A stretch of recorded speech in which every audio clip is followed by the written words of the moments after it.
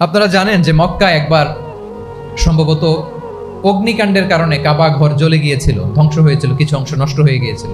কাবাকে রিনোভেট করা হয়েছিল, ফলে কাবার একটা কর্নারে যে ব্ল্যাক স্টোন কর্নার, রুকনুল হাজারিল আসওয়াদ, হাজরে আসওয়াদ পাথরকে সরিয়ে রাখা হয়েছিল।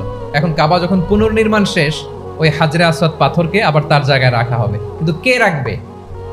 সবাই রাখতে চায়। সব দলের নেতারা বলে আমরা রাখবো। এক দলের নেতা বলে যে আমি রাখবো, এটা অনেক very prestigious and dignified issue, এই প্রেস্টিজ আমরা কাউকে নিতে দিব না। আরেক দলের নেতা বলে না, আমাদের পাওয়ার বেশি, আমরা রাখবো।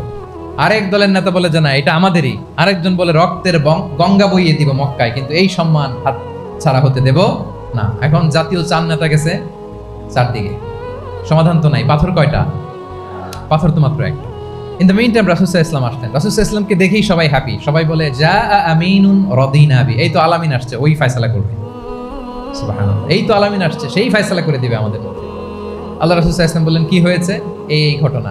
জাতীয় চার নেতা বলে এই পাথর নিয়ে তারা নিজেরা রাখবে, কাউকে দিবে না। রাসূল সাল্লাল্লাহু আলাইহি ওয়াসাল্লাম বললেন ঠিক আছে, একটা চাদর নিয়ে আসো। চাদর নিয়ে আসো। এবার জাতীয় চার নেতা চাদরের চার কর্নার ধরে দাঁড়ালো।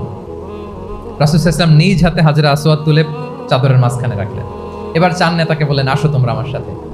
তারা আগাতে লাগলো। কাবা ঘরের সামনে যখন আসলো, রাসূল সাল্লাল্লাহু আলাইহি ওয়াসাল্লাম নিজ হাতে, ওনার বরকতময় হাতে আবার হাজরে আসওয়াদ ধরে ঠিক জায়গা মতো রেখে দিলেন।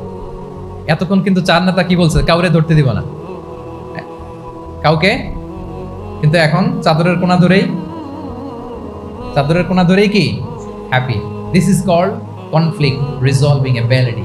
একজন নেতার এরকম কনফ্লিক্ট, সমাজে যখন এই ধরনের বিরোধ তৈরি হয়, ঝামেলা তৈরি হয়, মারামারির মতো পরিস্থিতি তৈরি হয়, সংঘাতের মতো একটা সিচুয়েশন হয়, নেতা এটাকে রিজলভ করার ক্যাপাসিটি, এবিলিটি তার থাকতে হবে। আল্লাহ রাসূল সাল্লাল্লাহু আলাইহি ওয়াসাল্লামকে আল্লাহ তাআলা এটা দিয়েছেন। আল্লাহু আকবার।